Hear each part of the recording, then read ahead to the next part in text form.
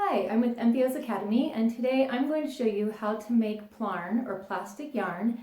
This is to use to make mats for people who are homeless or refugees or people who live in third world countries that may not have a bed to sleep on. In the background we have looms. These are from Observe and Serve nonprofit, and the instructions I'm going to be showing you today are the ones that they have given to me. This loom has already been started, so you can see what it will look like when you're in process, and then this one is not yet started.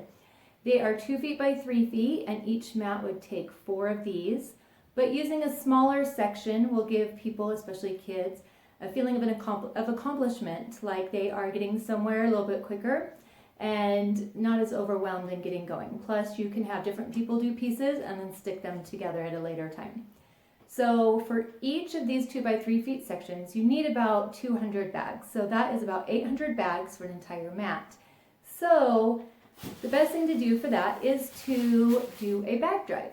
You can put it out on social media, you can put signs in your front yard, and ask people for their shopping bags. A lot of people have these lying around and will be happy to get rid of them. The first thing you're going to do is go through and sort the bags and make sure they're usable.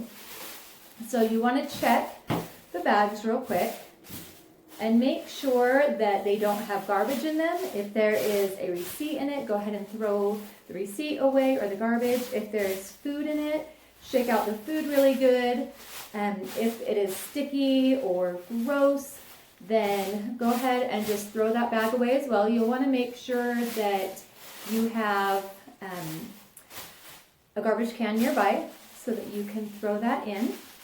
You want to look for holes in the bags that are the size of any bigger than a nickel. If it's a nickel or smaller, you're okay. But if it's bigger than a nickel, for instance, this hole here, you are going to want to put it in a reused box or bag. So make sure you have something around to put those into. These can be used later to be shredded up and put into pillows to go with the mats. So when you've gone through all your bags, and make sure that they don't have any holes, you can get started on folding them. You can do this in a pile like I like to do, or you can just do one bag at a time and go all the way through to making a loop. So you're going to take one bag, pull on the outside edge of the handle and the outside edge of the bottom. Just tuck your fingers in and pull it tight. What this does is flattens out the bag, makes it more of a square shape, a little bit flatter, and you are going to fold the bag in half so that one handle goes over the other handle. You only have one handle showing, and then fold it in half again so that you now have a strip. So you pull on the outside of the bag, pull it so it goes straight and flatter. I'm going to show you this one holding up. It is easier to do on the table, but this way you can see it better. Fold it in half so that one handle goes on top of the others, and you can only see one handle. And then you are going to fold that in half again so that you have a strip.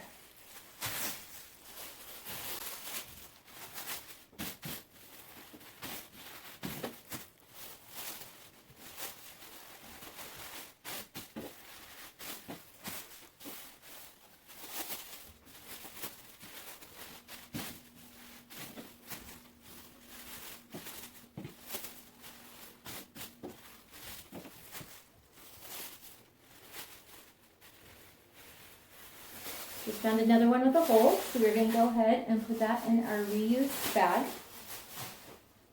And so now we have all of our strips ready to go, and we are going to cut the ends off. The best way to do this is grab a strip, cut off the bottom of the bag about 1.5 inches or 2 inches from the bottom, and then when you do the top, you want to look for the lowest section of the handle part. So right here is cut down to there. So you're going to want to cut about 1 inch or so below that lowest section that you can see. The reason for that is when you open it up, you have it all stuck together. It helps save the little hingy parts from being on your mat and getting pulled off and putting holes in the mat. It also makes for easier cleanup because you've got it all in one group. So you're going to do about 1.5 inches or 2 inches from the bottom.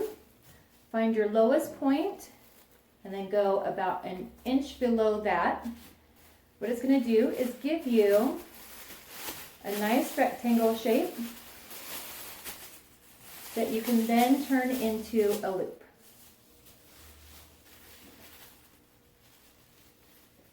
So about 1.5 inches, and then about 1 inch below the lowest part that you can see on the handle.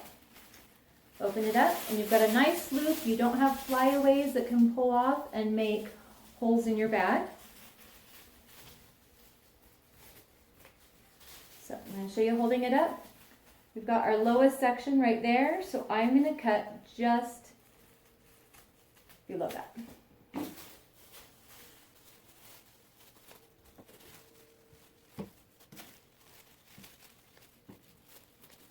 In addition to creating nice rectangles that we can make into loops, cutting them like this is easier because you don't have to cut a ton of strips for each bag.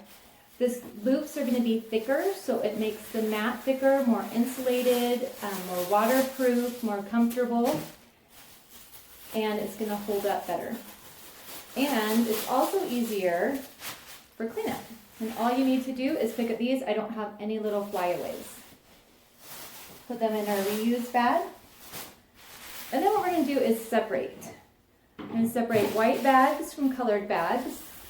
You may not have enough tan or brown or red or whatever colored bags that you might come across to make up 100. But go ahead and do as many as you can. When you separate the vertical lines in white from the horizontal lines in color, it'll make the looming a lot easier because you'll be able to have more contrast to make sure you're doing it right. So for the white ones or the vertical ones, you are going to take a loop, take another one and pull it through so you have a T. You're going to fold the T in half, or the top part in half, put the right end through the left end and grab it with your left hand. Then we have this side hanging loose. You're going to grab the bottom with your hand and pull. Pull from the top and the bottom. You can pull out to the exact opposite side, and you've got your beginning of the plunge. You want to make them tight so that they're going to stay in, but you don't want to make them so tight that it's uncomfortable to sleep on. So again, we are going to make a T, and then put the right up through the left, and grab it with our left hand, and this part's going to hang down. You want to make sure that you don't grab the loop from the side because it will mess it up, and so when you are making your mat, you're going to have to do a lot of fixing things up. So make sure that you're pulling straight from the top or bottom. Sometimes you may need to, once you get started, go in the middle, but make sure that you are still pulling out opposite right from the top and bottom. So you've got a nice long piece of plarn, and when you hook it together with all the others, and do the right through the left, pull it. I'm hooking 2 long pieces together right now, and then you end up with a really long piece of plarn. So to make it easier to handle when you are looming the mat, you can make a plarn ball. What you would do is just take the end and start rolling it up on itself and roll it into a ball, just like you would a yarn ball. Now you want to make sure that the plarn ball doesn't get too big, because when you are making your mat, when you're looming it, if you need to correct any mistakes or when you add more, if you run out or anything, you need to pass the yarn ball through a loop. So make sure that the loop is the ball is no bigger than the loop. This plarn ball is about 50 bags right here. So about that size. I could go a little bit bigger, but I may not be able to do the 100 that I need for the vertical ones in that one Plarn ball. So then I can just add it later on. For the horizontal bags, the horizontal looming, use the colored bags, as many as you have. You may have to mix and match, but the more contrast you have, the easier it'll be. So for this one, you don't want to make a really long ball or length of yarn. So you're going to make your T, just like you would the other one. Fold the right through the left. Grab it with your left, let this one drop, and then pull from the top to the bottom. You can do it just the same way, but you're going to leave it in sets of 2.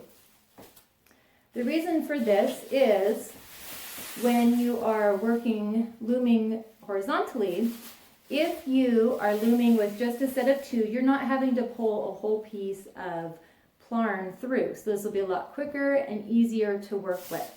So you will end up with approximately 200 bags that don't have holes bigger than a nickel and are in good shape, that aren't too thin like a vegetable bag. If you want to get everything ready at once, or you can get sets ready and then when you run out you can add more.